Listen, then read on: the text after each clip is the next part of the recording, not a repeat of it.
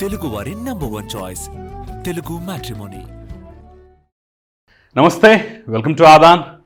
నేను కిషోర్ కుమార్. ఫస్ట్ తమ్మునేలు చూడగానే చాలామంది ఆశ్చర్యపోతూ ఉండొచ్చు. కొంతమంది ఆల్రెడీ మేము సోషల్ మీడియాలో చూసాం, కొత్తగా చెప్పేదే ఉంది, ఇందులో వినేదే ఉందని చెప్పేసి నిరుత్సాహపడచ్చు. ఆ రెండింటిని మిక్స్ చేస్తూ, ఒక పక్క ఆశ్చర్యం, మరో పక్క నిరుత్సాహం, ఈ రెండింటిని మిక్స్ చేస్తూ నాదైనటువంటి ఒక విశ్లేషణ ఇచ్చే ప్రయత్నం అయితే ఇప్పుడు నేను చేయబోతున్నాను. సరే, డైరెక్ట్ పాయింట్కి వచ్చేస్తాం.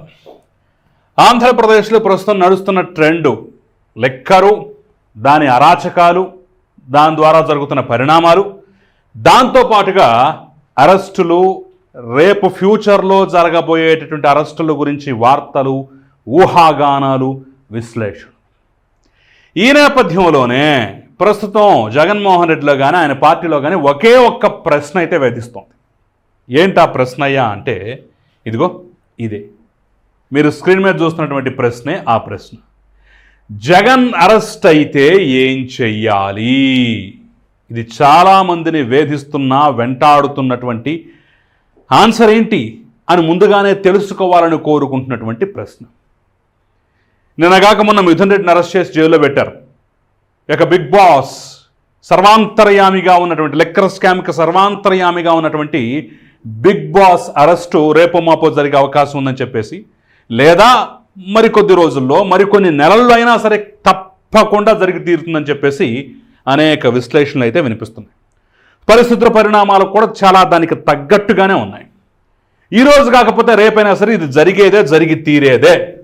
మరి ఇదే జరిగితే ఏం చేయాలి? ఎలా ప్రతిస్పందించాలి? మన భవిష్యత్తు ఏంటి? అసలు మన భుజస్కంధాల మీద పెట్టినటువంటి బాధ్యతలు ఏంటని చెప్పేసి చాలామంది వైసీపీలో అడుగుతున్నటువంటి ప్రశ్న, ఆలోచిస్తున్నటువంటి ప్రశ్న. అయితే దీపం ఉండగానే ఇల్లు చక్కబెట్టుకోవాలనేటటువంటి రీతిలో అరెస్టుకు ముందే జగన్మోహన్ రెడ్డి అరెస్ట్ అయితే ఏం చేయాలి, ఎలా చేయాలి, ఎలాంటి కార్యాచరణ తీసుకోవాలి, ఏ రకంగా దీని నుంచి లబ్ధి పొందాలనేటటువంటి అంశాలన్నింటినీ ఒక కార్యాచరణ రూపంలో తయారు చేసుకొని పెట్టుకున్నారట. ఆ కార్యాచరణలో ఫస్ట్ పార్టే ఈ ప్రశ్నకు సమాధానంగా వస్తున్నటువంటి ఈ అంశం. సో నేను ఇంతకుముందు చెప్పినటువంటి ప్రశ్నకు సమాధానం బహుశా ఇదే అనేది ఆ కథనం యొక్క సారాంశం. మిగిలిన మొత్తం గెలిచినటువంటి వైఎస్ఆర్సీపీ ఎమ్మెల్యేలు మొత్తం 11 మందిలో జగన్మోహన్ రెడ్డి అరెస్ట్ అయితే మిగిలినటువంటి 10 మంది ఎమ్మెల్యేలతో రాజీనామా చేయించి ఉప ఎన్నికలకు వెళతారట. అట అని ఎందుకు పెట్టామంటే, ఇది ఒక ఊహాగానం, ప్రస్తుతం సోషల్ మీడియాలో చక్కర్లు కొడుతున్నటువంటి వార్త కాబట్టి ఈ అట అని చేర్చాం. పక్కాగా తెలిస్తే ఎస్ వెళతారు అని చెప్పేసి డైరెక్ట్గా చెప్పేవాళ్ళమే. సో ఇప్పుడు దీని మీద చర్చ అంతా నడుస్తోంది, దీని గురించే మాట్లాడుకుంటున్నారు, దీని గురించే కథలుగా చెప్పుకుంటున్నటువంటి పరిస్థితి. సో జగన్మోహన్ రెడ్డిని ఇలా అరెస్టు చేసినటువంటి మరుక్షణం ఉన్నటువంటి ఎమ్మెల్యేలు మొత్తం రాజీనామా చేసేసి ఉప ఎన్నికలకు వెళ్ళాలి, కార్యక్షేత్రంలోకి దిగాలి, ప్రజల్లోకి వెళ్ళిపోవాలనేటటువంటి ఒక కీలకమైన నిర్ణయాన్ని తీసుకున్నట్లుగా ఆ వార్తా కథనం యొక్క సారాంశం. ఇక్కడి నుంచి అసలు పాయింట్కి వద్దాం. ఇది నిజమవుతుందా? అయితే ఏం జరిగేటటువంటి అవకాశం ఉంది? ఇందులో ఉన్నటువంటి అంశాలు ఏంటనేది కూడా ఒక్కొక్కటిగా పోసగుచ్చినట్టుగా చెప్పే ప్రయత్నం చేస్తాం. ఫస్ట్ మనం ఆ ఎమ్మెల్యేలు ఎవరో, వాళ్ళ తీరేంటి, తరీకా ఏంటో చూసేటువంటి ప్రయత్నం చేద్దాం. జగన్మోహన్ రెడ్డితో పాటు మిగిలినటువంటి 10 మంది వీరే. ఇక్కడ ఒక విచిత్రమైనటువంటి అంశం ఏంటంటే, జగన్మోహన్ రెడ్డి సరే అరెస్ట్ అయ్యి లోపలికి వెళ్తారు కదా, మిగిలిన వాళ్ళలో కూడా చాలామంది అయితే కొత్త వాళ్ళు, అసలు ఏమీ తెలియనటువంటి వాళ్ళు, లేదంటే సీనియర్లో కూడా ఉన్నటువంటి వాళ్ళలో పెద్దిరెడ్డి కుటుంబంలో ఉన్నటువంటి 2 అన్నదమ్ముళ్ళు, వాళ్ళ మీద కూడా పుట్టెడు కేసులున్నాయి. మిగిలిన వాళ్ళు కొన్ని బలహీనలతో బాధపడుతున్నటువంటి పరిస్థితి అయితే కనిపిస్తోంది. ఒక పక్క జగన్మోహన్ రెడ్డి వెళ్ళిపోతే దిశానిర్దేశం చేసే దిక్కు దివాణం లేదన్నట్టుగా ఈ ఎమ్మెల్యేల పరిస్థితి. ఇంకో పక్క ఇందులో దాదాపు సగం మంది కొత్త వాళ్ళు, ఆ పాత వాళ్ళలో కూడా సీనియర్లో కూడా 2 పెద్దిరెడ్డి కుటుంబం, వాళ్ళ మీద వాళ్ళకున్నటువంటి ఇబ్బందులు, వాళ్ళకున్నటువంటి వ్యవహారాలు, వాళ్ళకున్నటువంటి కథాకమమిషి. మిగిలిన వాళ్ళు పేరుకే సీనియర్లు కానీ నోరువాయి లేనటువంటి వాళ్ళు, పెద్దగా పోరాటం చేయగలిగేటటువంటి పర్సనాలిటీలు కావు. ఆ రకంగా ఉన్న 11 మంది అనేక రకాల బలహీనతలతో ఉన్నటువంటి వీళ్ళు రేపు రాజీనామా చేసి ముందుకు వెళ్ళే అవకాశం ఉందట జగన్మోహన్ రెడ్డి అరెస్ట్ అయితే. ఇంతకు మించినటువంటి దౌర్భాగ్యం ఆ పార్టీకి ఏమైనా ఉంటుందా? ఎస్, ఇంకా డీటెయిల్డ్గా చూద్దాం. ఒక్కసారి నేను ఇంకా ఈ అంశాన్ని డీటెయిల్డ్గా చెప్పేటటువంటి ప్రయత్నం చేస్తాను.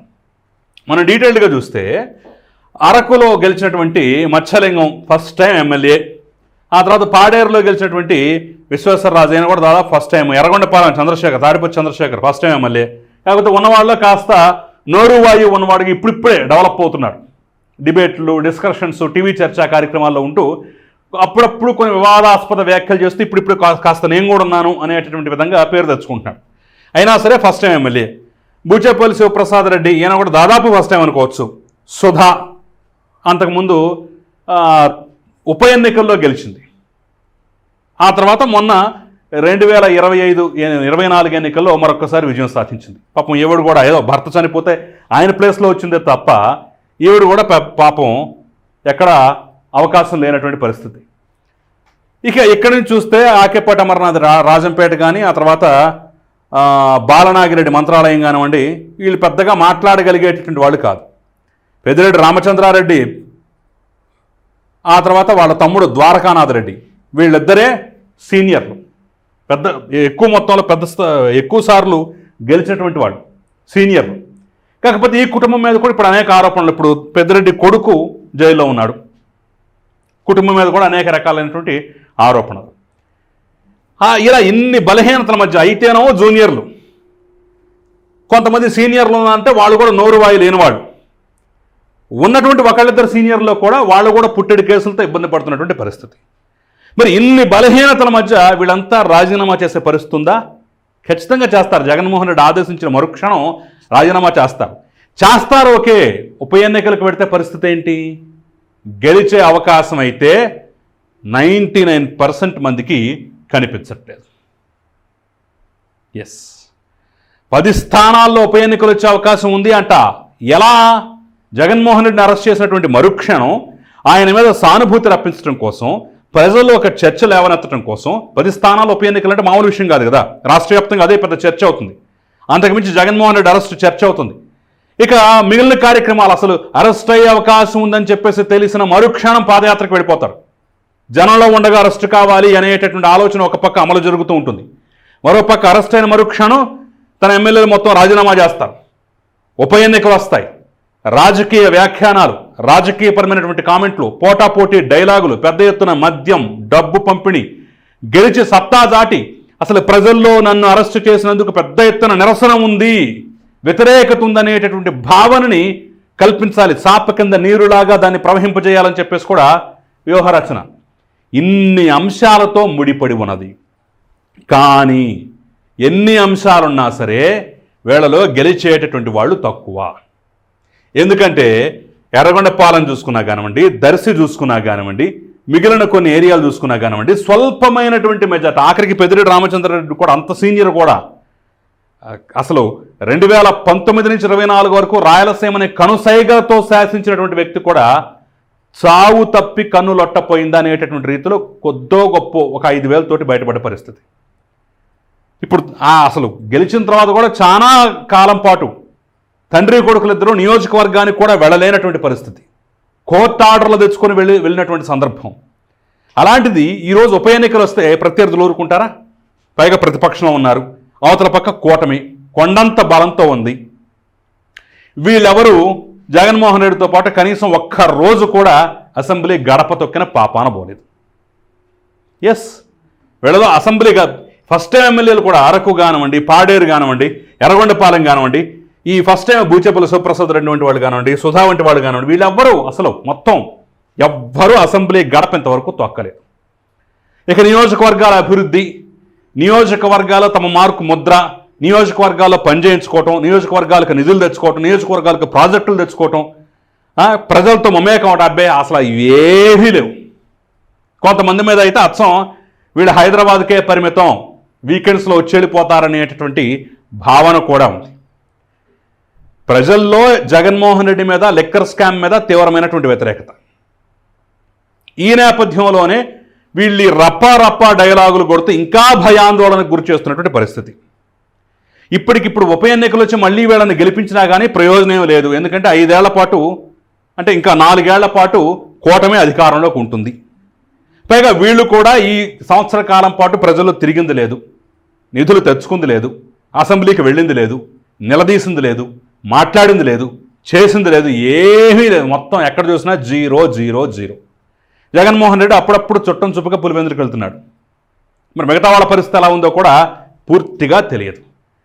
మరి ఇన్ని ప్రతికూలతల మధ్య జగన్మోహన్ రెడ్డి అరెస్ట్ అయిన వెంటనే వీళ్ళు రాజీనామా చేసి ఉప ఎన్నికలకు వెళ్తే ఏం ఫలితం వస్తుంది? ఎలాంటి ఫలితం వస్తుంది? ఖచ్చితంగా 99% వీళ్ళకి గెలుపు అవకాశాలు అయితే ఉండవు.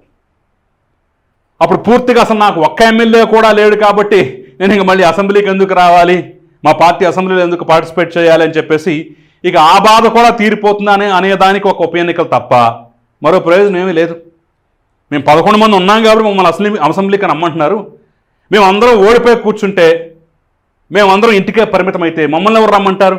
ఇక అసెంబ్లీకి వెళ్ళాల్సిన బాధ ఉండదు, వాళ్ళు తిట్టే తిట్లు వినాల్సినటువంటి పరిస్థితి ఉండదు, వాళ్ళు చేసే విమర్శలు భరించాల్సినటువంటి అవసరం ఉండదు, అవకాశం ఉండదని చెప్పేసి కూడా ఆ రకంగా కూడా హ్యాపీ అవుతారు. కాకపోతే అదే జరిగితే, అంటే జగన్ అరెస్టు, ఆ తర్వాత వీళ్ళు రాజీనామాలు, ఉప ఎన్నికల్లో ఘోరమైనటువంటి ఓటమి వచ్చింది అంటే ఇక ఆ పార్టీ పరిస్థితి పూర్తిగా పాతాళంలోకి పడిపోయినట్టే.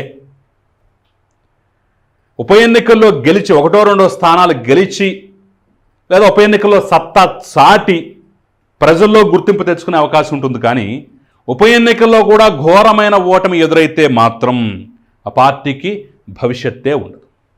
ఎందుకంటే ఆల్రెడీ జైల్లో ఉంటారు కాబట్టి, కేసులు పేకల మీదకి వచ్చి కూర్చుంటాయి కాబట్టి, ఓ పక్క కేసులు, ఓ పక్క ఏ శిక్ష పడుతుందో తెలియనటువంటి పరిస్థితి, ఇంకో పక్క ఉప ఎన్నికలకు వెళ్ళి అభాస పాలైనటువంటి వైనం, ఈ రెండు కలగలిపితే పూర్తిగా డ్యామేజ్. సో మరి ఈ నిర్ణయం జరిగిపోయిందా, ఊహాగానమేనా, ఇలా అనుకుంటున్నారా, చేద్దాం అనుకుంటున్నారా, ఇవేవీ తెలియవు కానివ్వండి. ఒకవేళ ఎలాంటి నిర్ణయమే తీసుకున్నట్టయితే వాళ్ళ పార్టీని రక్షించే నాథుడే లేనట్టే లెక్క. పూర్తిగా మునిగిపోయే పడవకి ఇంకా పెద్ద చిల్లు పెట్టి ముంచేసినట్టే లెక్క. అలా కాకుండా ధైర్యంగా నిలబడి అసెంబ్లీలోకి వచ్చి కొట్లాడి పోరాడి ఎస్ మాదేమో తప్పు లేదని చెప్పేసి నిరూపించుకునే ప్రయత్నం అన్నా చేస్తే నిలబడే అవకాశం ఉంటుంది. ఏదో ఆవేశంలో రాజీనామాలు చేసేసి ప్రయోజనం ఉండదు. సో చూడాలి మరి.